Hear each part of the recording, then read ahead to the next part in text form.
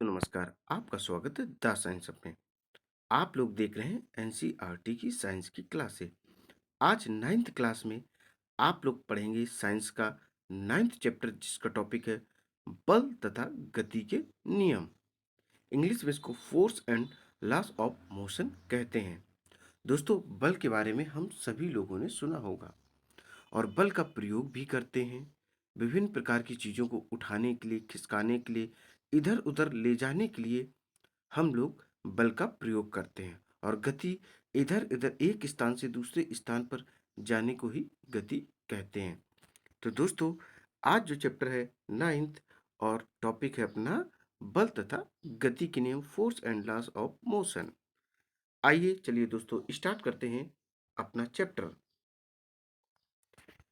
पिछले अध्याय में हमने एक सरल रेखा में वस्तु की स्थिति, वेग तथा त्वरण के आधार पर वस्तु की गति का वर्णन किया। हमने देखा कि ऐसी गति में कभी एकरूपता होती है तथा कभी नहीं। लेकिन अभी हमने ये चर्चा नहीं की कि गति का कारण क्या होता है। समय के साथ वस्तु की चाल क्यों बदलती है? क्या सभी प्रकार की गतियों का कोई कारण होता है? यदि ऐसा है तो इस कारण का स्वभाव क्या है? इस अध्याय में हम ऐसी ही सभी जिज्ञासाओं को बुझाएंगे। सदियों से गति और इसके कारणों ने वैज्ञानिकों और दार्शनिकों को उलझा रखा था। फर्श पर रखी एक गेंद को धीमे से ठोकर लगाने पर वह हमेशा के लिए गतिशील नहीं रहती। ऐसी परिस्थितियों से यह पता चलता है कि किसी वस्तु की विराम की अवस्था ही उसकी स्वाभाविक अवस्था है। ऐसी मान्यता तब तक बनी रहेगी जब तक कि गैलीलियो और आइजैक न्यूटन ने वस्तु की गति के बारे में पूर्णतः भिन्न संकल्पना प्रस्तुत की है। कौन-कौन साइंटिस्ट रहे हैं? गैलीलियो और आइजैक न्यूटन। ठीक है। गैलीलियो और आइजैक न्यूटन ने विभिन्न प्रकार के अपने प्रिंसिपल्स अर्थात सिद्धांत दिए हैं गति के बारे में।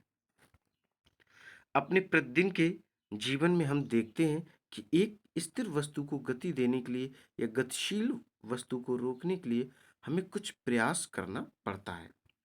सामान्य भाषा में इसके लिए हमें शारीरिक प्रयास करना पड़ता है तथा हम कहते हैं कि किसी वस्तु को गति की अवस्था में लाने के लिए हमें उसे खींचना, धकेलना या ठोकर लगाना पड़ता है। खींचने, धकेलने या ठोकर लगाने की इस क्रिया पर बल की अवधारणा आधारित है। अब हम बल के विषय में विचार करते हैं। ये क्या है? वास्तव में बल को ना तो किसी ने देखा है और ना ही चखा है और ना ही महसूस किया है। हालांकि बल का प्रयोग हम प्रायः देखते या महसूस करते हैं। किसी वस्तु पर बल लगाने पर क्या होता है, ये जानकर हम बल की व्याख्या कर सकते हैं। वस्तु को खींचना, धकेलना या ठोकर लगाना, ये सभी क्रियाएं वस्तु को गति देने की युक्तियां हैं, जैसा कि चित्र 9.1 में अभी आप लोग देखेंगे। हमारे द्वारा किसी तरह का बल लगाने पर उनमें गति होती है, अर्थात हम लोग किसी भी वस्तु पर बल लगाते हैं। जैसे चेयर रखी है, चेयर को अगर धक्का देंगे तो बल तो लगा ही रहे हैं, साथ में चेयर गति भी करेगी, अपने स्थान को वह परिवर्तित भी करेगी। तो चित्र आप लोग यहाँ पर देख पा रहे होंगे। ये देखिए चित्र 9.1 है। ये देखिए, वस्तुओं को धकेलकर, खींचकर या ठोकर लगाकर उनकी गति की अवस्था को बदला जा सकता है। ठीक है। फर्स्ट देखिए ए नंबर से। जैसे ए नंबर में आप देख पा रहे होंगे कि एक धकेलने पर ट्रॉली लगाए के बल की दिशा में गति करती। जिधर हम बल लगाते हैं उसके अपोजिट डायरेक्शन में, उसी की डायरेक्शन में वो गति करता है। अब बी नंबर देखिए, दराज को खींचकर, अर्थात अलमारी को भी खींचकर हम एक स्थान से दूसरे स्थान पर, या उसकी दराज या उसकी जो पॉकेट होती है उसको भी खोलकर बाहर निकालते हैं। तो ये सारे के सारे कार्य जो होते हैं वे बल पर ही निर्भर करते हैं। जितना बल लगाएंगे, जैसे बल लगाएंगे, उसी तरीके से कार्य संपन्न होगा। अब देख रहे हैं हम सी नंबर में।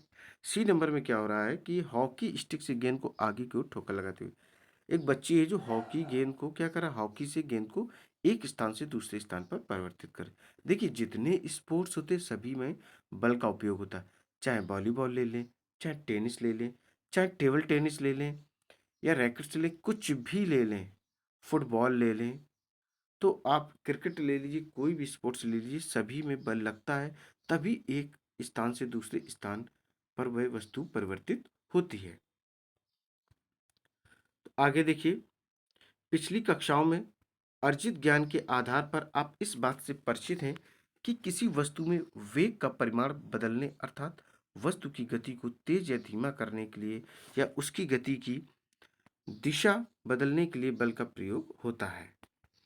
आप यह भी जानते हैं कि किसी बल के प्रयोग द्वारा वस्तु का आकार या आकृति भी बदली जा सकती है। बिल्कुल दोस्तों, जब बल का प्रयोग करेंगे तो उसके आकार एवं आकृति में भी परिवर्तन आता है।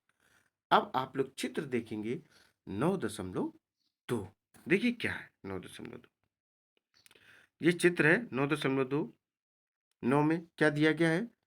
ए, बल लगाने पर स्प्रिंग फैलती है। बी, बल लगाने पर गोलाकार गेंद अंडाकार में परिवर्तित हो जाती है। बिल्कुल दोस्तों, देखिए ये रही ए नंबर, और इसमें ये देखिए स्प्रिंग है। स्प्रिंग पहले क्या है? सिंक हुई है अर्थात सिकुड़ी हुई है। जब इसमें बल लगाकर इसको बाहर की ओर खोलते हैं तो यह स्थान परिवर्तित करती और खुल जाती। अब ये किस कारण संभव हुआ? बल के कारण यह संभव हुआ है। हमने फोर्स अप्लाई किया और स्प्रिंग की आकृति में परिवर्तन कर दिया। बट हम बल जब रोक देंगे, फोर्स अप्लाई करना स्टॉप कर देंगे, तो जो स्प्रिंग है वह पहली वाली आकृति में वापस आ जाएगी। अब देखते हैं बी नंबर में क्या है। बी नंबर में हम लोग एक बॉल है, या आप इसे बैलून या गुब्बारा भी कह सकते हैं। तो क्या कर रहे, इसको दोनों हाथों से प्रेस कर रहे, इधर उधर से दबा रहे, तो इस गेंद की आकृति में परिवर्तन हो रहा है। धीरे धीरे यह गेंद गोलाकार से अंडाकार में परिवर्तित हो रही है। तो ये बल के छोटे छोटे से एग्जाम्पल हैं, इनको आप लोग जरूर याद रखें। अब देखेंगे हम लोग, आइए दोस्तों अब देखेंगे संतुलित और असंतुलित बल। चित्र 9.3 में लकड़ी का एक पिंड एक समतल में एक पर रखा है। चित्र में समतल मेज पर रखा है। चित्र में दर्शाए अनुसार दो धागे x और y पिंड के विपरीत सिरों से जुड़े हैं। अगर हम बल द्वारा धागे x को खींचते हैं तो पिंड दाहिनी ओर खिसकना शुरू करता है। उसी प्रकार अगर हम धागे y को खींचते हैं तो पिंड बाईं ओर खिसकना शुरू करता है। लेकिन अगर पिंड को दोनों ओर से समान बल द्वारा खींचा जाता है तो ऐसी दशा में पिंड गति नहीं करता है। इस तरह के बलों को संतुलित बल कहा जाता है। कैसे? जब यहां से देखिए आप लोग, अगर पिंड को, चलिए मार्क कर देते, अगर पिंड को दोनों ओर से समान बल द्वारा खींचा जाता है तो ऐसी दशा में पिंड गति नहीं करता है। इस तरह के बलों को संतुलित बल कहते हैं। क्या कहते हैं? संतुलित बल कहा जाता है। अब आगे देखिए दोस्तों, यह क्या है? गति की अवस्था को परिवर्तित नहीं करता है। देखिए चित्र ए नंबर दिया गया है। चलिए अभी आगे दिखाएंगे। आगे देखिए, अब एक ऐसी अवस्था की कल्पना करें जिसमें भिन्न परिमाण के दो विपरीत बल पिंड को खींचते हैं। क्या करते हैं दोस्तों? ये खींचते हैं। अब एक ऐसी अवस्था की कल्पना करें जिसमें भिन्न परिमाण के दो विपरीत बल पिंड को खींचते हैं। इस अवस्था में पिंड अधिक बल वाली दिशा में खिसकना शुरू करेगा। इस प्रकार दोनों बल संतुलित नहीं है और असंतुलित बल पिंड के खिसकने की दिशा में कार्य करता है। इससे यह पता चलता है कि किसी भी पिंड पर लगने वाला असंतुलित बल उसे गति प्रदान करता है। ये देखिए दोस्तों, चित्र आप लोग देख पा रहे होंगे। चित्र 9.3 लकड़ी के एक पिंड पर लगने वाले बल। अब इसमें आप लोग क्या देख पा रहे होंगे? देखिए इधर y भी बल लगा रहा है, इधर x भी बल लगा रहा है। तो दोनों साइड से जब बल लग रहा है तो यह बैलेंस फोर्स, या हिंदी में इसे संतुलित बल भी कहते हैं। अर्थात जब दोनों साइड से समान बल लग रहा है, एक जैसा बल लग रहा है, तो यह पिंड अपने स्थान को परिवर्तित नहीं कर पाएगा। अगर इसी जगह एक ही तरफ से बल लगता तो यह पिंड अपने स्थान को आराम से परिवर्तित कर सकता था। चलिए आगे देखते हैं। क्या होता है जब कुछ बच्चे एक बक्से को खुरदरे फर्श पर धकेलने की कोशिश करते हैं? यदि वे कम बल के साथ बक्से को धकेलते हैं तो बक्सा नहीं खिसकता है, क्योंकि घर्षण बल धकेलने की विपरीत दिशा में काम कर रहा है। अभी आप लोग चित्र देखेंगे 9.4 ए। यह घर्षण बल दोनों संपर्क सतहों के बीच में उत्पन्न होता है, अर्थात बक्से के नीचे की सतह तथा फर्श की खुरदरी सतह के बीच यह घर्षण बल धकेलने में लगे बल को संतुलित करता है, और यही कारण है कि बक्सा नहीं खिसकता है। चित्र 9.4 बी में बच्चे बक्से को जोर से धकेलते हैं, लेकिन बक्सा फिर भी स्थान परिवर्तित नहीं करता है। चलिए देखिए, आपको चित्र दिखाते हैं। ये रहा दोस्तों, ये 3 स्थितियां आप लोग देख पा रहे होंगे। ठीक है, चित्र 9.4 है। ए नंबर में देखिए कैसे फोर्स लगा रहे हैं दो बच्चे, बी में देखिए किस तरीके से फोर्स लगा रहे, और सी में किस तरीके से है बल का प्रयोग कर रहे, एक बक्से को खिसकाने की कोशिश लगातार कर रहे हैं। अब देखिए नहीं खिसकता है। ठीक है, ऐसा इसलिए है क्योंकि घर्षण बल अभी भी धकेलने वाले बल को संतुलित कर रहा है। अगर बच्चे बक्से को ज्यादा जोर से धकेलते हैं तब धकेलने वाला बल घर्षण बल से अधिक हो जाता है, जैसा कि चित्र 9.4 सी में अभी बताया। यहाँ असंतुलित बल कार्य करता है, इसलिए बक्सा खिसकने लगता है। जब हम साइकिल चलाते हैं तो क्या होता है? पैडल चलाना बंद करने पर साइकिल की गति धीमी होने लगती। ऐसा इसलिए होता है क्योंकि घर्षण बल गति की दिशा के विपरीत दिशा में कार्य करता है। अब आप समझो, ये जो घर्षण बल होता है, जब भी आप कोई कार्य करते, मान लो आपने चेयर को धक्का दिया, तो जब तक आप चेयर को दम लगा के धक्का दोगे तभी चेयर खसकेगी। जब आप धक्का देना छोड़ देंगे, चेयर वहीं पर रुक जाएगी। क्यों रुक जाएगी? क्योंकि जो आपने बल लगाया है उसके विपरीत दिशा में एक और बल कार्य कर रहा है। उस बल को घर्षण बल कहते हैं। इंग्लिश में इसको फ्रिक्शन फोर्स भी कहते हैं। क्या कहते हैं? फ्रिक्शन फोर्स भी इसको कहते हैं। चलिए आगे देखते हैं। साइकिल को गति में रखने के लिए हमें फिर से पैडल चलाना पड़ता है। इस अवस्था में ऐसा प्रतीत होता है कि किसी वस्तु को सतत गतिशील बनाए रखने के लिए एक असंतुलित बल की आवश्यकता है। तथापि वह बिल्कुल गलत है। कोई वस्तु समान वेग के साथ केवल तभी गतिशील रह सकती है जब उस पर लगने वाला बल, बाह तथा घर्षण बल संतुलित होते हैं, तथा वस्तु पर कोई नेट बाह बल कार्य नहीं करता है। अगर किसी वस्तु पर असंतुलित बल लगाया जाता है तो उसके वेग में परिवर्तन या उसकी दिशा में परिवर्तन होता है। इस प्रकार किसी वस्तु को त्वरित करने के लिए एक असंतुलित बल की आवश्यकता होती है, और उसकी गति या गति की दिशा में जब तक परिवर्तन होता रहेगा तब तक यह संतुलित बल उस पर कार्य करता रहेगा। तथापि यह बल हटा लेने पर वह वस्तु प्राप्त हुए वेग से गतिमान रहेगी। आइए दोस्तों, अब देखते हैं हम लोग गति का प्रथम नियम। देखिए दोस्तों, गति का जो प्रथम नियम है क्या है? वस्तुओं को किसी आनत तल पर गति को देखकर गैलीलियो ने यह निष्कर्ष निकाला कि जब तक कोई बाह्य कार्य नहीं करता वस्तु एक निश्चित गति से चलती रहती है। उन्होंने देखा कि कांच की गोली आनत तल पर लुढ़कती रहती है। चलिए स्टार्टिंग से थोड़ा सा बताते हैं।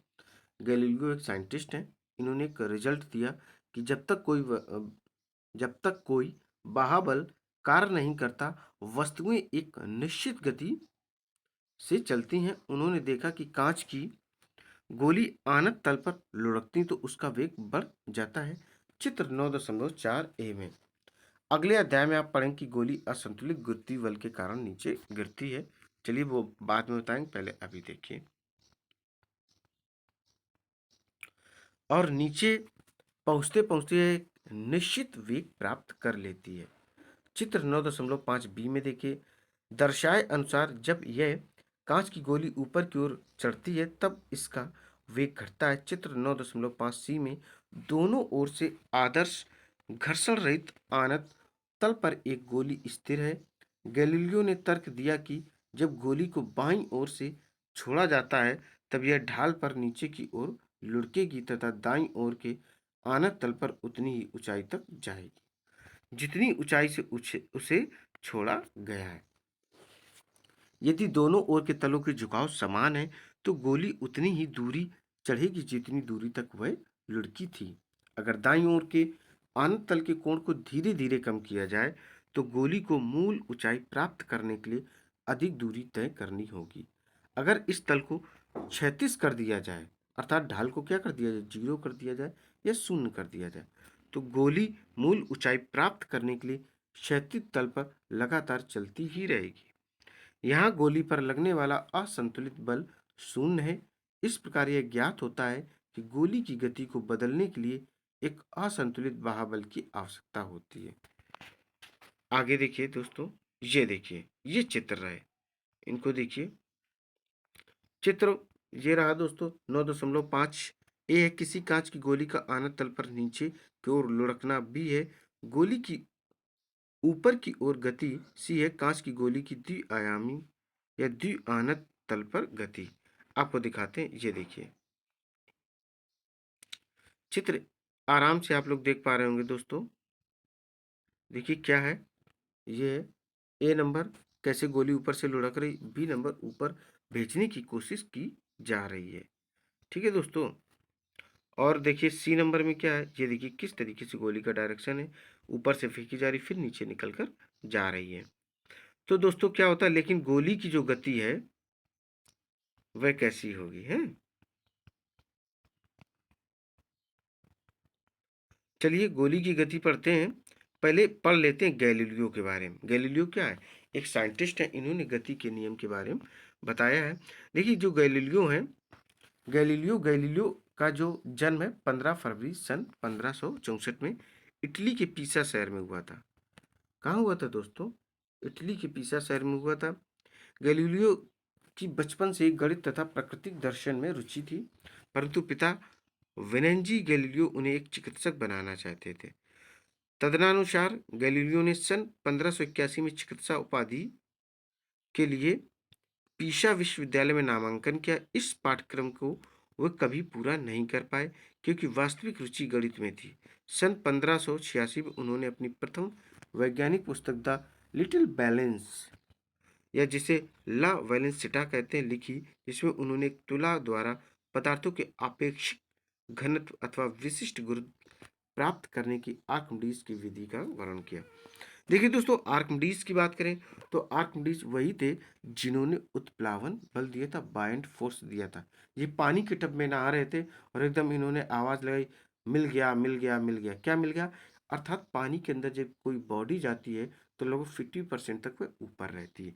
किस फोर्स किस बल के कारण पानी के अंदर जो बॉडी रहती है वह ऊपर की ओर भागती है, ऊपर की ओर आती है, वह आती बायंट फोर्स, और हिंदी में इसको उत्प्लावन बल भी कहते हैं। तो आर्किमिडीज की विधि का वर्णन किया। सन 1589 में उन्होंने अपनी निबंध श्रेणी डी मॉट में नत समतल के प्रयोग से किसी गिरती हुई वस्तु के गिरने की दर कम करने होने संबंधी अपने सिद्धांत को प्रस्तुत किया।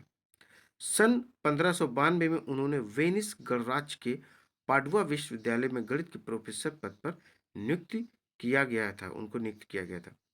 यहाँ भी उन्होंने लगातार गतिज सिद्धांतों पर परीक्षण किया। उन्होंने नत समतल तथा लोलक संबंधी अपने अध्ययन द्वारा नियत त्वरण से गतिशील वस्तुओं से संबंधित परिष्कृत नियम प्रतिपादित किया। गैलीलियो एक कुशल शिल्पकार भी थे। उन्होंने विभिन्न प्रकार के दूरदर्शियों की श्रेणी विकसित की जिनकी प्रकाशिक दक्षता उच्च क्या है उस समय उपलब्ध दूरदर्शियों से काफी उत्तम थी। सन 1640 के आसपास उन्होंने प्रथम लोलक घड़ी की संरचना की।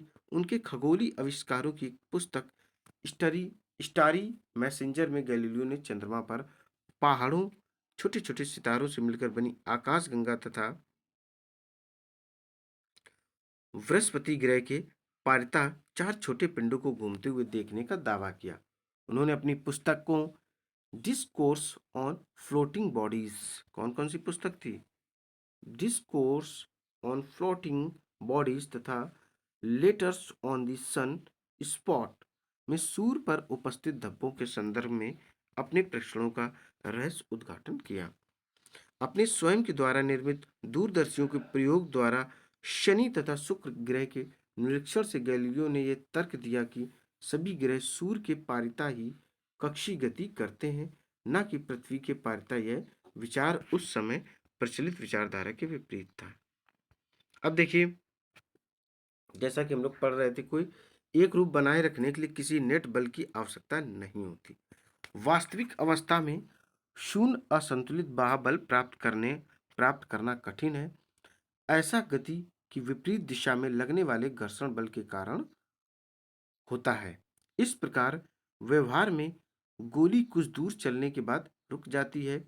घर्षण के प्रभाव को न्यूनतम करने के लिए चिकनी कांच की गोली तथा चिकने समतल का प्रयोग एवं समतल की सतह पर चिकनाई युक्त पदार्थ या लुब्रिकेंट का लेप किया जाता है। न्यूटन ने, अब देखो बात करते किसके, न्यूटन की। न्यूटन ने ही दोस्तों थ्री ऑफ रूल्स मोशन दिए थे, गति के इन्होंने 3 नियम भी दिए थे। देखिए, न्यूटन ने बल एवं गति के बारे में गैलीलियो के विचारों को आगे विकसित किया। देखो, भूमिका किसने रची थी? गैलीलियो ने, बट आगे डेवलप और इसे बहुत आगे तक ले जाने का कार्य न्यूटन ने किया था। उन्होंने 3 मौलिक नियमों को प्रस्तुत किया जो किसी वस्तु की गति को वर्णित करते हैं। इन नियमों को न्यूटन के गति के नियमों के नाम से जाना जाता है। अब गति का प्रथम नियम इस प्रकार है, देखिए क्या है दोस्तों। प्रत्येक वस्तु अपनी स्थिर अवस्था या सरल रेखा में एक समान गति की अवस्था में बनी रहती जब तक कि उस पर कोई बाहरी बल कार्य ना करे। देखिए, बहुत अच्छी चीज है दोस्तों, इसे अंडरलाइन कर देते हैं। प्रत्येक वस्तु अपनी स्थिर अवस्था या सरल रेखा में एक समान गति की अवस्था में बनी रहती है जब तक कि उस पर कोई बाहरी बल कार्यरत ना हो। सीधी सी बात, कोई वस्तु चाहे स्थिर हो, सरल रेखा में हो, चाहे वह गति करे, जब तक उसमें हम कोई अलग से बल नहीं लगाएंगे वह अपनी अवस्था में परिवर्तन नहीं करेगी। ठीक है दोस्तों। अब दूसरे शब्दों में देखें, सभी वस्तुएं अपनी गति की अवस्था में परिवर्तन का विरोध करती हैं। गुणात्मक रूप में किसी वस्तु के विराम अवस्था में रहने या समान वेग से गतिशील रहने की प्रवृत्ति को जड़त्व कहते हैं। अगर आपसे पूछा जाए जो उनका पहला रूल था न्यूटन का, उसको क्या कहते हैं? उसे कहते हैं जड़त्व का नियम। क्या कहते हैं? जड़त्व का नियम भी कहते हैं। ठीक है दोस्तों। अब आगे देखेंगे। देखिए, किसी मोटर गाड़ी में यात्रा करते समय होने वाले अनुभवों की व्याख्या जड़त्व के नियम द्वारा की जा सकती है।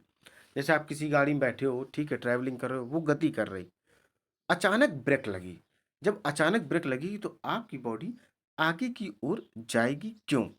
जब किसी गति करते हुए वाहन में आप बैठते हैं तो आपकी बॉडी भी गति करती है। जब अचानक वह वाहन ब्रेक लगाता है तो आपकी बॉडी बाहर की ओर या आगे की ओर जाती है। तो इस नियम को दोस्तों क्या कहा जाता है? जड़त्व का नियम कहा जाता है। सीट के सापेक्ष, कहां से? सीट के सापेक्ष हम तब तक विरामावस्था में रहते हैं जब तक कि मोटर गाड़ी को रोकने के लिए ब्रेक न लगाई जाए। ब्रेक लगाए जाने पर गाड़ी के साथ सीट भी विराम अवस्था में आ जाती, परंतु हमारा शरीर जड़त्व के कारण गतिज अवस्था में ही बने रहने की प्रवृत्ति रखता है। अचानक ब्रेक लगने पर सीट के आगे लगे पैनल से टकराकर हम घायल भी हो सकते हैं। इस तरह की दुर्घटनाओं से बचने के लिए सुरक्षा बेल्ट का उपयोग किया जाता है। ये सुरक्षा बेल्ट हमारे आगे बढ़ने की गति को धीमा करती हैं। इसके विपरीत अनुभव हमें तब होता है जब हम मोटर बस में खड़े होते हैं एवं मोटर बस अचानक चल पड़ती है। इस स्थिति में हम पीछे की ओर झुक जाते हैं। ऐसा इसलिए होता है क्योंकि मोटर बस के अचानक गति में आ जाने से हमारा पैर जो मोटर बस के फर्श के संपर्क में रहता है गति में आ जाता है, परंतु शरीर का ऊपरी भाग जड़त्व के कारण इस गति का विरोध करता है। जब कोई मोटर कार तीव्र गति के साथ किसी तीक्ष्ण मोड़ पर मुड़ती है तो हम एक ओर झुकने लगते हैं। इसे भी जड़त्व के नियम से समझा जा सकता है। दोस्तों, ये सारे के सारे बहुत बेहतरीन एग्जाम्पल हैं, इनको जरूर आप लोग समझ लें। हमारा शरीर अपनी एक सरल रेखीय गति को बनाए रखना चाहता है। जब मोटर कार की दिशा को बदलने के लिए इंजन द्वारा एक असंतुलित, क्या बोलेंगे, असंतुलित बल लगाया जाता है, तब हम अपने शरीर के जड़त्व के कारण सीट पर एक ओर झुक जाते हैं। एक वस्तु तब तक अपनी विरामावस्था में रहेगी जब तक कि उस पर कोई असंतुलित बल नहीं लगा है। इसे निम्न गतिविधि द्वारा प्रदर्शित किया गया है। आइए दोस्तों गतिविधि को देखते हैं। क्रियाकलाप क्या है, टिक मार देते हैं। ये रहा क्रियाकलाप 9.1। क्या है? 9.1 है। चित्र 9.6 में दर्शाए अनुसार एक ही तरह की कैरम की गोटियों को एक के ऊपर एक रखकर ढेरी बनाए। क्या करना है दोस्तों? ढेरी बनाना है। ठीक है। एक अन्य गोटी, या जिसको स्ट्राइकर कहते हो, टाइगर भी उसको कहते हो आप लोग, अपनी अंगुलियों से तीव्रता से क्षैतिज झटका देकर ढेरी की सबसे नीचे वाली गोटी पर टकराइए। यदि आप गोटी को पर्याप्त तीव्रता से टकराते हैं तो आप देखेंगे कि केवल नीचे वाली गोटी ही शीघ्रता से ढेरी से बाहर आती है। नीचे वाली गोटी के बाहर आ जाने के बाद शेष गोटियां अपने जड़त्व के कारण लंबवत दिशा में नीचे की ओर गिर जाती हैं। ये देखिए दोस्तों, आप लोग देख पा रहे हो, सभी लोगों ने बचपन में कैरम बोर्ड जरूर दोस्तों खेला होगा। अब देखिए इसमें क्या है, किस तरीके से एक स्ट्राइकर से नीचे वाली गोटी पर प्रहार किया जा रहा है ताकि जिससे सारी की सारी गोटियां गिर जाएं। अब देखिए क्रियाकलाप दूसरा है 9.2 देखते हैं। कांच के एक खाली गिलास के ऊपर एक कड़े ताश का पत्ता रखें। ठीक है। अब चित्र 9.7 में दर्शाए अनुसार पत्ते के ऊपर 5 रुपए का एक सिक्का रखें। पत्ते को अंगुलियों से तीव्र क्षैतिज झटका दें। आप पाएंगे कि पत्ता आगे खिसक जाता है तथा सिक्का अपने जड़त्व के कारण नीचे की ओर गिलास में गिर जाता है। ऐसा इसलिए होता है क्योंकि पत्ते के हटने के बाद भी सिक्का अपनी विराम अवस्था को बनाए रखता है। ये देखिए चित्र 9.7, अंगुली से ताश के पत्ते को झटका देने पर पत्ते के ऊपर रखे सिक्का नीचे की ओर गिलास में गिर जाता है। ये देखिए, ये प्रैक्टिकल आप लोग भी कर सकते, बहुत अच्छा प्रैक्टिकल है। अब देखेंगे हम लोग क्रियाकलाप 9.3। पानी से भरा गिलास किसी ट्रे पर रखिए। ट्रे को एक हाथ से पकड़ जितनी तेजी से हो सके घुमाइए। ठीक है। तो हम देखते हैं कि गिलास लुढ़क जाता है और पानी छलक जाता है। क्यों? क्या आप अब समझे कि प्लेट में कप को रखने के लिए खांचा क्यों बना होता है? अचानक झटका लगने की दिशा में प्लेट का खांचा कप को गिरने से रोकता है। अब हम लोग देखेंगे जड़त्व तथा द्रव्यमान। क्या है टॉपिक? जड़त्व तथा द्रव्यमान। अभी तक दिए सभी उदाहरणों और गतिविधियों से ज्ञात होता है कि प्रत्येक वस्तु अपनी गति की अवस्था में परिवर्तन का विरोध करती है। क्या करती है? परिवर्तन का विरोध करती है।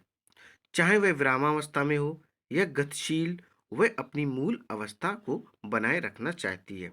वस्तु का यह गुण उसका जड़त्व कहलाता है। क्या सभी वस्तुओं का जड़त्व समान होता है? हम जानते हैं कि पुस्तकों से भरे बक्से को धक्का देने की अपेक्षा खाली बक्से को धक्का देना आसान होता है। उसी प्रकार हम एक फुटबॉल को किक लगाते हैं तो वह दूर चली जाती है, जबकि अगर हम उतने ही बल से किसी उतने ही बड़े पत्थर पर किक लगाएं तो हो सकता है कि वह खिसके भी नहीं। हो सकता है कि ऐसा करते समय हमें ही चोट लग जाए। क्रियाकलाप 9.2 में हम 5 रुपए के सिक्के के स्थान पर यदि कम द्रव्यमान के सिक्के या सिक्के का प्रयोग करते हैं तो हम पाते हैं कि उसी क्रिया को करने में हमें कम बल की आवश्यकता होती है।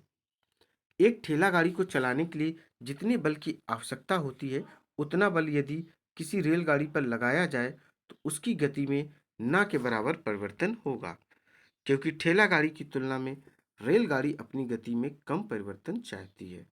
इस प्रकार हम कह सकते हैं कि रेलगाड़ी का जड़त्व ठेला गाड़ी से अधिक है। इससे स्पष्ट है कि भारी वस्तुओं का जड़त्व अधिक होता है। मात्रात्मक रूप से किसी वस्तु का जड़त्व उसके द्रव्यमान से मापा जाता है।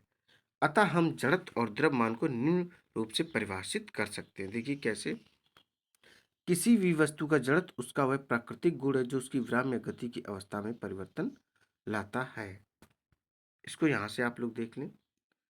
किसी भी वस्तु का जड़त्व उसका वह प्राकृतिक गुण है जो उसकी विराम या गति अवस्था में क्या करता है, परिवर्तन के बारे में पढ़ते हैं। आगे देखिए क्या दिया गया है, परिवर्तन का विरोध करता है। किसका दोस्तों, परिवर्तन का विरोध करता है। इस प्रकार किसी वस्तु का द्रव्यमान उसके जड़त्व की माप है, अर्थात किसी पर हम ताकत लगाएं तो वह विरोध करेगा, श्योर है। किसी चीज को खिसकाएं तो वह विरोध करेगा। तो यही क्या है, यही जड़त्व और द्रव्यमान के बारे में बताया गया है। कुछ दोस्तों प्रश्न दिए गए हैं, इनको आप पढ़ें और स्वयं करने की कोशिश करें। अब हम देखेंगे गति का द्वितीय नियम। बहुत दोस्तों अब तक हम लोगों ने फर्स्ट रूल पढ़ा था, अब पढ़ेंगे हम लोग गति का दूसरा नियम क्या दिया गया है। गति का प्रथम नियम यह बताता है कि जब कोई असंतुलित बाह्य किसी वस्तु पर कार्य करता है तो उसके वेग में परिवर्तन होता है, अर्थात वस्तु त्वरण प्राप्त करती है।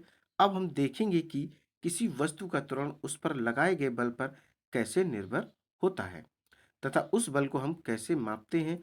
आइए कुछ दैनिक अनुभवों का अध्ययन करें।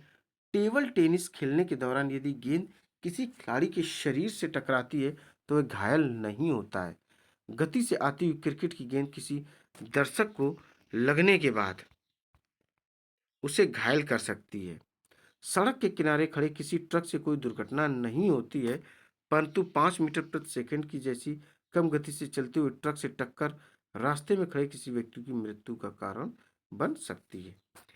एक छोटे द्रव्यमान की वस्तु जैसे गोली को अगर बंदूक से तीव्र वेग से छोड़ा जाए तो वह भी किसी व्यक्ति की मृत्यु का कारण बन सकती है। इससे पता चलता है कि वस्तु के द्वारा उत्पन्न प्रभाव वस्तु के द्रव्यमान एवं वेग पर निर्भर करता है। इसी प्रकार यदि किसी वस्तु को त्वरित किया जाता है तो अधिक वेग प्राप्त करने के लिए अधिक बल की आवश्यकता होती है। दूसरे शब्दों में हम कह सकते हैं कि वस्तु के द्रव्यमान एवं वेग से संबंधित एक महत्वपूर्ण राशि होती है। संवेग संवेग नामक इस राशि को न्यूटन ने प्रस्तुत किया था। किसी वस्तु का संवेग p उसके द्रव्यमान m और वेग v के गुणनफल से परिभाषित किया जाता है। देखिए कैसे दोस्तों, ये रहा p equal to M B. p equal to क्या है, एम बी है। संवेग में परिमाण और दिशा दोनों होते हैं। इसकी दिशा वही होती है जो वेग v, वेग अर्थात वेलोसिटी की बात हो रही है, v से इसको डिनोट किया गया है। संवेग का असाई मात्रक किलोग्राम मीटर प्रति सेकंड होता है। क्या होता है, किलोग्राम मीटर प्रति सेकंड होता है। चलिए संवेग का जो एसआई मात्रक होता है किलोग्राम मीटर प्रति सेकंड होता है। चूंकि किसी असंतुलित बल के प्रयोग से उस वस्तु के वेग में परिवर्तन होता है, इसलिए यह कहा जा सकता है कि बल की संवेग को भी परिवर्तित करता है। एक ऐसी अवस्था के बारे में विचार करें जिसमें खराब बैटरी वाली एक कार को सीधी सड़क पर 1 मीटर प्रति सेकंड की गति प्रदान करने के लिए धक्का दिया जाता है, जो कि उसके इंजन को स्टार्ट करने के लिए पर्याप्त है। यदि एक या दो व्यक्ति इसे अचानक धक्का देते हैं तो भी यह स्टार्ट नहीं होती, लेकिन कुछ समय तक लगातार धक्का देने से कार उस गति पर आ जाती। इससे स्पष्ट है कि कार के संवेग में परिवर्तन केवल बल के परिमाण से नहीं होता बल्कि उस समय से होता जितने समय तक उस पर बल लगाया जाता है। इससे यह भी निष्कर्ष निकाला जा सकता है कि वस्तु के संवेग में परिवर्तन लाने में लगने वाला बल उसकी उस समय दर पर निर्भर करता है जिससे कि संवेग में परिवर्तन होता है। गति का द्वितीय नियम यह बताता है कि किसी वस्तु के संवेग में परिवर्तन की दर उस पर लगने वाले असंतुलित बल की दिशा में बल के समानुपातिक होती है। अब देखेंगे गति के द्वितीय नियम की गति गणना। क्या देखेंगे, गति गणना, मैथमेटिकल इसका कैलकुलेशन देखेंगे। देखिए माना कि m द्रव्यमान, m मतलब मास होता है, मास को हिंदी में द्रव्यमान कहा जाता है। कोई वस्तु u प्रारंभिक वेग से सीधी रेखा में चल रही है तो t समय तक एक निश्चित बल F लगाने पर उस वस्तु का वेग v हो जाएगा। तब इसका प्रारंभिक और अंतिम वेग क्रमशः p1 इक्वल टू mu और p2 इक्वल टू mv होंगे। देखिए संवेग में परिवर्तन, यहां से आप लोग देखें ये रहा p2 minus p1 mv equal to mu, तो m क्या आ जाएगा, कॉमन आ जाएगा, ब्रैकेट में v माइनस u हो जाएगा। अब देखेंगे संवेग में परिवर्तन की दर, तो क्या हो जाएगा m into V minus upon u upon T. या लगाया गया बल एफ क्या होगा, spontaneous F M into V minus you upon T. देखिए F equal to K M into V minus you upon T. तो क्या है दोस्तों, ये रासायनिक करें गणितीय सारणी है, गणितीय कैलकुलेशन है, मैथमेटिक्स से कैलकुलेशन है किसका, जो सेकेंड रूल दिया गया है बल का, जो न्यूटन ने दिया है। देखिए यहाँ ए दिया गया है जो कि v माइनस यू ठीक अपॉन टी वेग में परिवर्तन की दर अर्थात त्वरण है, कि एक अनुपातिकता स्थिरांक है, द्रव मानव त्वरण के एसआई मात्रक क्रमशः केजी किलोग्राम या मीटर प्रति सेकंड है। हम बल का मात्रक इस प्रकार लेते हैं कि स्थिरांक के का मान 1 हो जाता है। इस इकाई बल को उस मात्रा के रूप में परिभाषित करते हैं। 1 किलोग्राम द्रव्यमान वाली किसी वस्तु में 1 मीटर प्रति सेकंड नहीं माइनस पावर कितना रहेगा -2 का त्वरण उत्पन्न करती है, अर्थात एक इकाई बल के है, जिसको ब्रैकेट में 1 ग्राम भी प्रदर्शित या इंटू 1 मीटर प्रति सेकंड के द्वारा भी प्रदर्शित करते हैं। के का मान एक ही होता है। क्या होता है, के का मान एक ही होता है। तो दोस्तों जो समीकरण निकल कर आता है वह ये निकल कर आता है F equal to M A. तो F मीन्स होता फोर्स जिसको बल कहते हैं, m होता मास जिसको द्रव्यमान कहते हैं, a होता है एक्सलेरेशन जिसको हिंदी में त्वरण भी कहते हैं। तो बल बराबर द्रव्यमान गुणा त्वरण होता है, अर्थात force equal to mass into acceleration इसको कहते हैं। बल का जो मात्रक है दोस्तों ये दिया गया है, इसे न्यूटन या आइजैक न्यूटन के नाम पर भी कहते हैं, जिसे एन द्वारा प्रदर्शित किया जाता है। गति के द्वितीय नियम से हमें किसी वस्तु पर लगने वाले बल को मापने की विधि मिलती है। बल को उस वस्तु में उत्पन्न त्वरण तथा वस्तु के द्रव्यमान के गुणनफल से प्राप्त किया जाता है। गति के द्वितीय नियम का प्रयोग हम अपने दैनिक जीवन में प्रायः देखते हैं। क्या आपने क्रिकेट मैच के दौरान मैच में क्षेत्र रक्षक मतलब प्लेयर की बात हो रही है दोस्तों, यहाँ पर क्षेत्र रक्षक को तेज गति से आ रही गेंद को लपकते समय हाथ को पीछे की ओर खींचते देखा होगा। इस प्रकार से क्षेत्र रक्षक गेंद के वेग को शून्य करने में अधिक समय लगाता है। इस प्रकार गेंद में संवेग परिवर्तन की दर कम हो जाती है। इस कारण तेज गति से आ रही गेंद का प्रभाव हाथ पर कम पड़ता है। अगर गेंद को अचानक रोका जाता है तो तीव्र गति से आ रही गेंद का वेग बहुत कम समय में शून्य होता है, अर्थात गेंद के संवेग में परिवर्तन की दर अधिक होगी। इसलिए कैच लपकने में अधिक बल लगाना होगा, जिससे हो सकता है कि खिड़की की हथेली में चोट लग जाए। ऊंची कूद वाले मैदान में खिलाड़ियों को कुशन या बालू पर कूदना होता है। ऐसा खिलाड़ियों की छलांग लगाने के बाद गिरने के समय को बढ़ाने के लिए किया जाता है। इस स्थिति में संवेग में परिवर्तन की दर कम होती है। सोचो कि कैसे कराटे का एक खिलाड़ी एक ही झटके में बर्फ की एक सिल्ली को तोड़ देता है दोस्तों। फर्स्ट ऑफ ऑल आप ये देखिए क्रिकेट वाला देख रहे होंगे, ये देखिए चित्र 9.8 है। क्रिकेट के खेल में कैच लपकने के लिए क्षेत्र रक्षक गेंद के साथ अपने हाथों को पीछे करता है, क्योंकि गेंद क्या होती है, वो गति में होती है। इसलिए गति के द्वितीय नियम के गणितीय सूत्र जैसा कि दिया गया है, समीकरण 9.4 के उपयोग से गति के प्रथम नियम को गणितीय रूप से प्राप्त किया जाता है। और समीकरण जैसा कि आप लोग देख पा रहे हो ये रहा, ठीक है। F equal to M a, क्या F equal to M a, समीकरण 9.4 से देखिए क्या प्राप्त होता है, कैसे किया गया। F equal to m v minus you upon t दिया गया, तो एफ टी या m v minus m u भी इसको प्रदर्शित कर सकते हैं।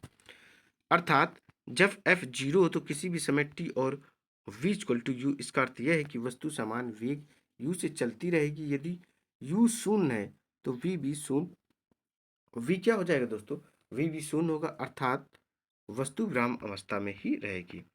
अब एग्जाम्पल आप लोग देख लो, ये एग्जाम्पल है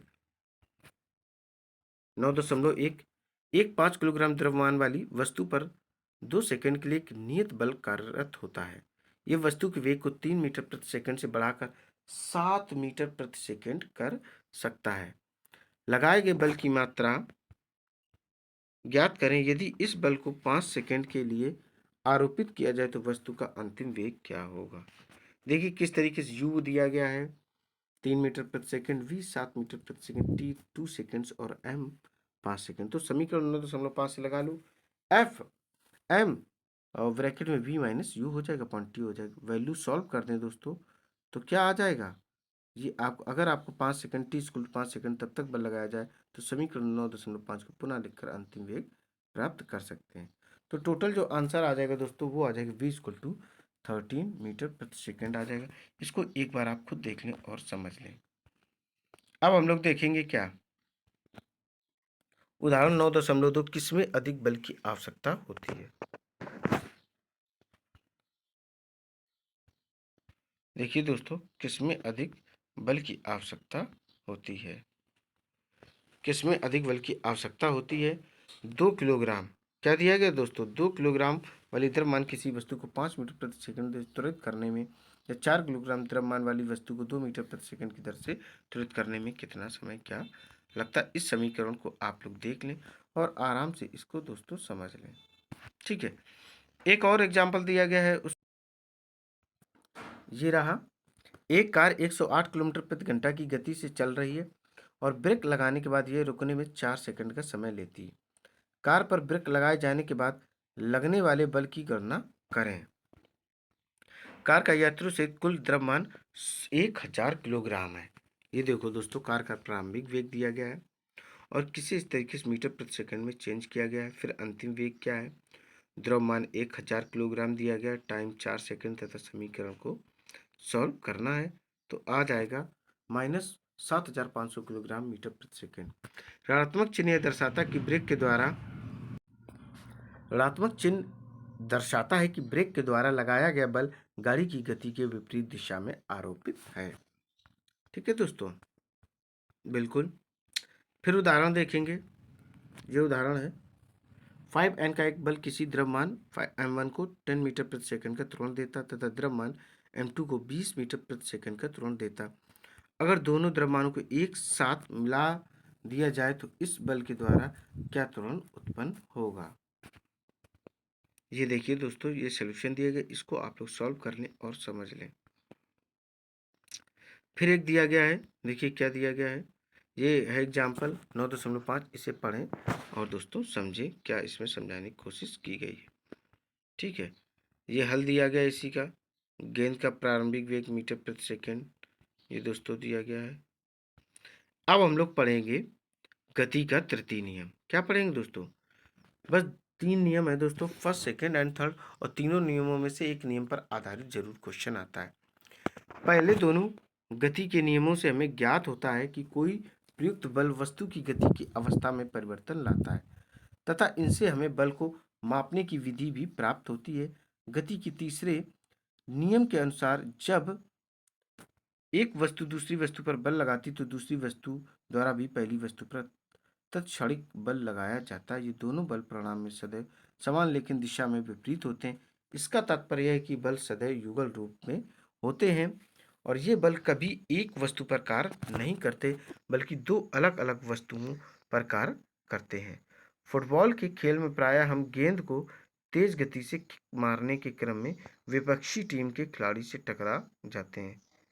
इस क्रम में दोनों खिलाड़ी एक दूसरे पर बल लगाते हैं, अतः दोनों ही खिलाड़ी चोटिल होते हैं। दूसरे शब्दों में कहें, किसी एकल बल का अस्तित्व नहीं होता है। क्या होता है, एकल बल का कोई भी अस्तित्व नहीं होता है, बल्कि ये सदैव युगल रूप में होते हैं। इन दोनों विरोधी बलों को क्रिया तथा प्रतिक्रिया बल कहा जाता है। क्या कहा जाता है, क्रिया प्रतिक्रिया बल कहा जाता है। आप थोड़ा समझ लो, जैसे आप किसी दीवार में एक पंच मारें तो दोस्तों जब आप दीवार में पंच मारेंगे तो दीवार को तो लगेगा, साथ में आपको भी लगेगा कि जो फोर्स, जो बल आपने लगाया वही बल उधर से लगा। इसी को क्रिया प्रतिक्रिया का बल भी कहा जाता है। एक्शन एंड रिएक्शन फोर्स भी कहा जाता है। Action is equal to reaction, जितना फोर्स आपने इधर से लगाया उतना ही फोर्स उधर से लगा। इसी को क्रिया तथा प्रतिक्रिया का बल या इंग्लिश में action is equal to reaction force भी कहा जाता है। माना कि दो स्प्रिंग तुलाएं एक दूसरे से जुड़ी हैं, जैसा कि चित्र 9.10 में दर्शाया गया है। तुला बी का स्थिर सिरा दीवार से जुड़ा है, जब तुला ए के मुक्त सिरे पर बल लगाया जाता है तब हम पाते हैं कि दोनों तुला ए की मान दर्शाती, अर्थात तुला ए द्वारा तुला बी पर प्रयुक्त बल तुला बी के द्वारा तुला ए पर लगाए गए बल के परिमाण में समान है, परंतु इन दोनों बलों की दिशाएं परस्पर विपरीत हैं। इन दोनों बलों में से कोई एक बल क्रिया और दूसरा बल प्रतिक्रिया कहलाता है। अतः गति के तृतीय नियम को इस प्रकार भी व्यक्त किया जाता है, किसी भी क्रिया के लिए ठीक उसके समान किंतु विपरीत दिशा में प्रतिक्रिया होती है। यद्यपि ये अवश्य याद रखना चाहिए कि क्रिया और प्रतिक्रिया बल सदैव दो अलग अलग वस्तुओं पर एक साथ कार्य करती है। अब देखेंगे चित्र 9.10। ये देखिए, क्रिया तथा प्रतिक्रिया बल में समान देख रहे हैं तथा विपरीत होते हैं। एक किस तरीके से ये दिए गए हैं, क्या दिया गया दोस्तों, ए नंबर ये दिया गया है और ये बी नंबर। समान फोर्स एक दीवार में हमने लगा रखा है, एक उंगली से खींचने का कर रहे हैं, जितनी ताकत हम लगा रहे हैं उतनी ताकत उधर वॉल से भी लग रही है, अर्थात दीवार से भी लग रही। माना कि आप विश्राम की अवस्था में और सड़क पर चलना प्रारंभ करते हैं। द्वितीय नियम के अनुसार इसके लिए एक बल की आवश्यकता होती है जो आपके शरीर में त्वरण उत्पन्न करता है। यह कौन सा बल है? क्या यह पेशी बल है जो आप सड़क पर लगाते हैं? क्या यह बल हम उसी दिशा में लगाते हैं जिस दिशा में हम आगे बढ़ते? नहीं, हम नीचे पृथ्वी की सतह को अपने पैरों से पीछे क्या करते हैं, धकेलते हैं। क्या करते हैं? धकेलते हैं। सड़क भी आपके पैर पर उतना ही बल विपरीत दिशा में लगाती है जिसके प्रभाव से आप आगे बढ़ते हैं। क्या करते हैं दोस्तों? आगे बढ़ते हैं। ये जानना आवश्यक है कि यद्यपि क्रिया और प्रतिक्रिया बल मान में हमेशा समान होते हैं, फिर भी ये बल एक समान परिमाण के त्वरण उत्पन्न नहीं कर सकते हैं। ऐसा इसलिए है क्योंकि प्रत्येक बल अलग अलग द्रव्यमान की वस्तुओं पर कार्य करते हैं। बंदूक से गोली छोड़ने की अवस्था में बंदूक द्वारा गोली पर आगे की ओर एक बल निरूपित होता है। गोली भी बंदूक पर एक समान परंतु विपरीत दिशा में बल लगाती है। इससे बंदूक पीछे की ओर प्रतिक्षेपित होती है। चित्र 9.11। चूंकि बंदूक का द्रव्यमान गोली के द्रव्यमान से बहुत अधिक होता है, इसलिए बंदूक का त्वरण गोली के त्वरण से काफी कम होता है। एक नाविक द्वारा नाव से आगे की ओर कूदने की स्थिति में भी गति के तीसरे नियम का प्रदर्शित किया जाए। देखो, जब नाव से कूदा जाता है, किससे दोस्तों? नाव से जब कूदा जाता है तो उसमें होता क्या है, वो चीज हम आपको बताते हैं। देखिए, जब नाव से कूदते हैं तो पैर लगाकर कूदते हैं, और जब पैर से कूदते हैं तो उन पैरों से नाव को पीछे की ओर धकेलते हैं। जब पीछे की ओर धकेलते तो यानी कि हमें ताकत चाहिए। जब पीछे की ओर धकेलते तो पीछे से कुछ फोर्स लगता है, हमारा फोर्स। तो एक्शन इक्वल टू रिएक्शन, अर्थात क्रिया प्रतिक्रिया दोनों प्रदर्शित होती। यही गति का तीसरा नियम है। क्या है? गति का दोस्तों तीसरे नियम को यह भी प्रदर्शित करता है। नाविक आगे की ओर कूदता तो नाव पर लगने वाला प्रतिक्रिया बल नाव को पीछे की ओर धकेलता। चित्र 9.12 देखेंगे। पहले आप बंदूक देख लो। बंदूक आप सभी ने डायरेक्ट नहीं तो टीवी में जरूर देखी। जब बंदूक की गोली निकलती है बंदूक से तो बंदूक थोड़ी सी पीछे की ओर आती, जिसको हम लोग लोकल लैंग्वेज में कहते हैं कि बंदूक झटका मारती है। इसलिए बंदूक को चलाने के लिए शोल्डर पर या शोल्डर के किनारे थोड़ा नीचे से बाजू के पास रखा जाता है ताकि बंदूक को आराम से चलाया जा सके। ये देखिए, गोली पर लगने वाला त्वरित बल और बंदूक पर आरोपित प्रतिक्षेपित बल। ये देखिए, चित्र था 9.11। ठीक है दोस्तों, अब देखिए किस तरीके से व्यक्ति ये नाव पर जंप करने की कोशिश कर रहा है। ये देखिए कर रहा है तो नाव पीछे की ओर जाएगी। एक हिस्सा ये वाला कौन वाला बताते हैं दोस्तों, ये वाला जो हिस्सा है, जब जो पैर इस पर रखेगा जंप करेगा तो ये वाला हिस्सा थोड़ा सा नीचे जाएगा, फिर आराम से यहाँ पर ये आ जाएगा, यहाँ पर ये पैर रखेगा। अर्थात इसी को कहते हैं गति का तीसरा नियम, जो कि न्यूटन ने प्रेजेंट किया था। Action equal to reaction. ठीक है दोस्तों, अब आगे देखते हैं। अब क्रियाकलाप 9.4 देखते हैं। क्या दिया गया है? दो बच्चों को पहियों वाली गाड़ी पर खड़ा होने को कहें, जैसा कि चित्र 9.13 में दर्शाया गया। उन्हें बालू से भरा थैला या कोई भारी वस्तु दे दें। अब उन्हें थैले को लपकते हुए खेलने को कहे, क्या बालू के थैले को फेंकने के कारण उसमें ये प्रत्येक तात्क्षणिक बल का अनुभव करते हैं। आप गाड़ी के पहिए पर कोई सफेद रेखा खींच दें ताकि जब वे दोनों बच्चे थैले को फेंकें तो गाड़ी की गति का अवलोकन कर सकें। ये देखिए कैसे बच्चे खेल रहे हैं, देख रहे हो आप। ये प्रैक्टिकल आप लोग भी कर सकते हैं बट हिसाब से। अब दो बच्चों को किसी एक गाड़ी पर खड़ा कर दें तथा एक अन्य बच्चे को दूसरी गाड़ी पर। आप यहाँ गति के द्वितीय नियम को देख सकते हैं क्योंकि इस अवस्था में यह बल अलग अलग त्वरण उत्पन्न करता है। इस क्रियाकलाप में दिखाई कि गाड़ी 50 सेंटीमीटर 100 सेंटीमीटर आकार के 12 या 18 मोटे प्लाई बोर्ड में दो जोड़े पहिए लगाकर बनाई जा सकती है।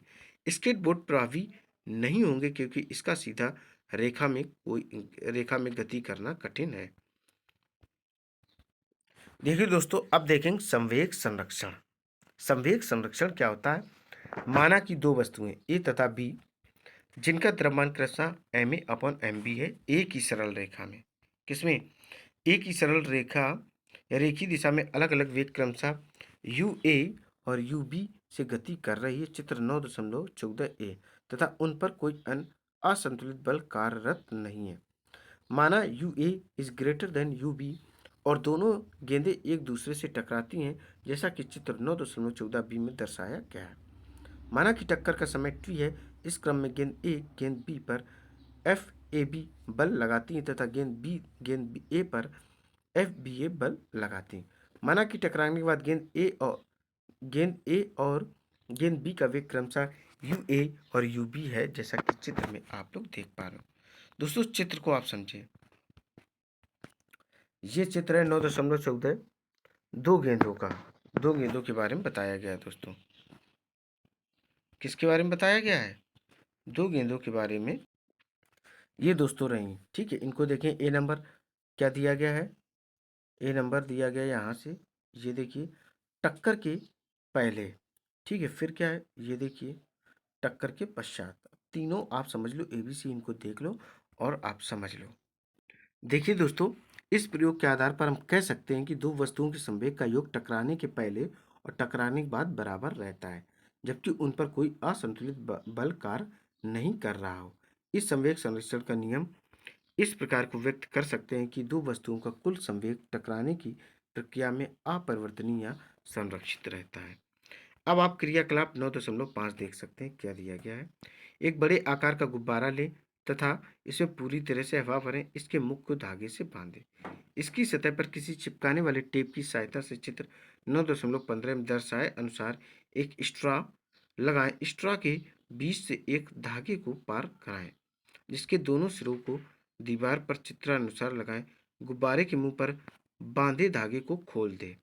अब गुब्बारे में भरी हवा उसके मुख से बाहर की ओर निकलने लगेगी। स्ट्रॉ अथवा गुब्बारे की गति की दिशा को अवलोकन करें जैसा कि चित्र 9.5 में आप लोग देख पा रहे हो। इसको देखें और समझें। अब लोग क्रियाकलाप देखेंगे 9.6। देखिए क्या है। अच्छे कांच की एक परख नली, जिसको टेस्ट ट्यूब कहते हैं, ले तथा उसमें थोड़ा पानी डालें। परख नली के मुख पर एक स्टॉप कॉर्क लगाएं। चित्र 9.6 में दर्शाए अनुसार अब परख नली को दो धागों के द्वारा स्टैंड पर क्षैतिज दिशा में लटकाएं। बर्नर की सहायता से परख नली को तब तक गर्म करें जब तक कि परख नली का पानी वाष्पित न हो जाए तथा कार्क बाहर न आ जाए।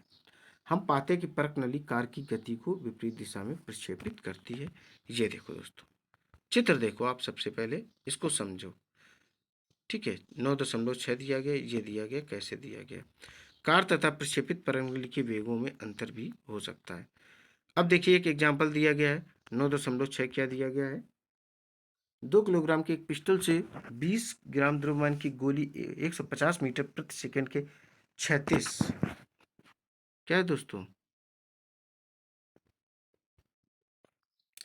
देखिए फिर से कुछ देख लें एग्जाम्पल 9.6, क्या दिया गया है। 2 किलोग्राम के एक पिस्टल से 20 ग्राम द्रव्यमान की एक गोली 150 मीटर प्रति सेकंड के 36 वेग से छोड़ी जाती। पिस्टल के पीछे हटने के वेग का परिकलन कीजिए। ये तो हम समझ गए, गति के तीसरे नियम पर आधारित है। गोली का द्रव्यमान दिया गया है, ठीक है। केजी में चेंज करेंगे तो 0.02 kg आ जाएगा। पिस्टल का द्रव्यमान 2 किलोग्राम है। गोली का प्रारंभिक वेग दिया गया है, ठीक है। और इस तरीके से इसको दिया गया है दोस्तों। आगे देखते हैं इसमें।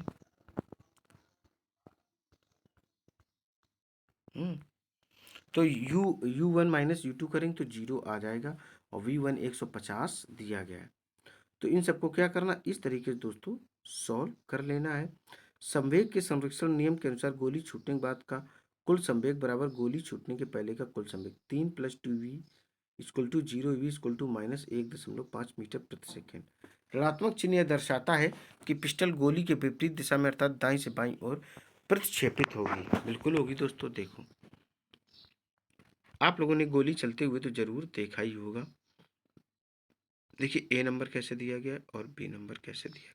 पिस्टल का प्रतिक्षेपण अब देखेंगे। उदाहरण 9.7 40 किलोग्राम द्रव्यमान वाली एक लड़की 5 मीटर प्रति सेकंड की 36 वेग से एक 3 किलोग्राम द्रव्यमान वाली स्थिर गाड़ी पर कूदती। गाड़ी के पहिए घर्षण रहित है। क्या है दोस्तों, ये घर्षण रहित है। गाड़ी की गति प्रारंभ करने की अवस्था में गाड़ी का वेग क्या होगा। मान लें कि क्षैतिज दिशा में कोई असंतुलित बल कार्य नहीं कर रहा है। देखो, लड़की गाड़ी पर कूदती है। ये देखिए किस तरीके से चित्र को बहुत बेहतरीन तरीके से दोस्तों दर्शाया गया है।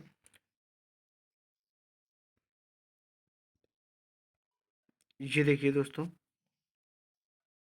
ए नंबर में देखिए और बी नंबर में किस तरीके से ये लड़की इस पर किस पर गाड़ी पर कूदती है और रोलिंग करती है। और हल ये दिया गया है दोस्तों, इसको देख लें आप लोग आराम से, ठीक है, और समझ लें। दूसरा क्या है, उदाहरण दिया गया 9.8 हॉकी की प्रतिद्वंदी टीमों के दो खिलाड़ी गेंद को हिट करने के प्रयास में परस्पर टकरा जाते तथा आपस में उलझ जाते। पहले खिलाड़ी का द्रव्यमान 60 किलोग्राम तथा वह 5 मीटर प्रति सेकंड वेग से गति में था। किसमें था, और वेग में गति में था। ठीक है दोस्तों। जबकि दूसरा खिलाड़ी जिसका द्रव्यमान 55 किलोग्राम तथा वह 6 मीटर प्रति सेकंड के वेग से पहले खिलाड़ी की ओर गति कर रहा था। टकरा कर उलझने के बाद वे दोनों किस दिशा में किस वेग से गति करेंगे। मान लें कि दोनों खिलाड़ियों के पैर तथा पृथ्वी के बीच कार्यरत घर्षण बल नगण्य था। ये देखो दोस्तों दिया गया है। माना पहला खिलाड़ी बाएं से दाएं दौड़ रहा है। परिपाटी के अनुसार बाएं से दाएं गति की दिशा धनात्मक तथा दाएं से बाएं गति की दिशा को ऋणात्मक कहते हैं। चित्र 9.19 अभी देखें। प्रतीक एम तथा प्रतीक यू दोनों खिलाड़ियों के क्रमशः द्रव्यमान और वेग को दर्शाते हैं। इन भौतिक राशियों पर अधोलिखित संख्या 1 तथा 2 क्रमशः प्रथम एवं द्वितीय हॉकी खिलाड़ियों को दर्शाती है। ये देखो दोस्तों दिया गया है। टक्कर से पहले दोनों खिलाड़ियों का कुल संवेग इस तरीके से आप कैलकुलेट कर सकते हैं। ये दिए गए हैं, देख लो आप किस तरीके से। चित्र 9.19 है। दो हॉकी खिलाड़ियों की टक्कर, ए और ये बी। देखो किस तरीके लड़े और ये कैसे गिरेंगे, किसको अधिक चोट दोस्तों लगेगी। कुछ क्वेश्चन दिए गए हैं, इनको आप पढ़ लें और समझ लें दोस्तों। ठीक है, यहाँ भी क्वेश्चन दिए गए हैं। अब हम लोग देख लेते हैं संरक्षण के नियम। किसके, संरक्षण के नियम को हम लोग देखते हैं। संरक्षण के समस्त नियमों जैसे संवेग, ऊर्जा, कोणीय संवेग, आवेश आदि के संरक्षण को भौतिक में मौलिक नियम माना जाता है। ये सभी संरक्षण नियम प्रायोगिक परीक्षणों पर आधारित हैं। ये स्मरण रखना आवश्यक है कि संरक्षण के नियमों को प्रमाणित नहीं किया जा सकता है। इन्हें प्रयोगों के द्वारा ही सत्यापित या खंडित किया जा सकता है। किसी भी संरक्षण नियम के अनुसार प्रयोग के परिणाम उस नियम को सत्यापित तो करते हैं लेकिन उनको सिद्ध नहीं करते। दूसरी ओर क्या, दूसरी ओर यदि एक भी प्रयोग के परिणाम इस नियम के विरुद्ध हों तो इस संरक्षण नियम को खंडित करने के लिए पर्याप्त होगा। संवेग संरक्षण का नियम विभिन्न प्रकार के निरीक्षणों एवं प्रयोगों के पश्चात निगमित किया गया है। इस नियम को लगभग 3 शताब्दी पूर्व प्रतिपादित किया गया था। इस नियम को खंडित कर सकने वाली किसी भी स्थिति का अभी तक कोई अनुभव ज्ञात नहीं है। विभिन्न दैनिक अनुभवों के संवेग संरक्षण के नियम के आधार पर स्पष्ट किया जा सकता है।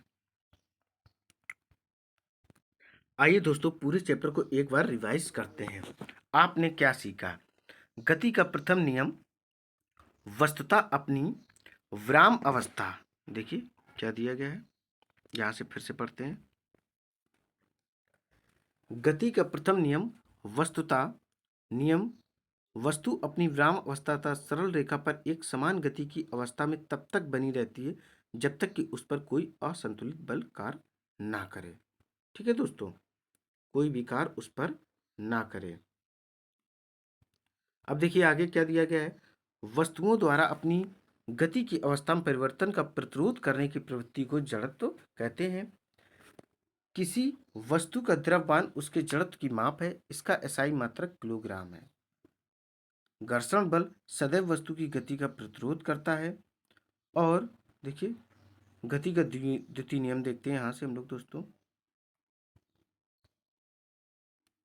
गति का द्वितीय नियम किसी वस्तु के संवेग परिवर्तन की दर वस्तु पर आरोपित असंतुलित बल के समानुपाती एवं बल की दिशा में होती है।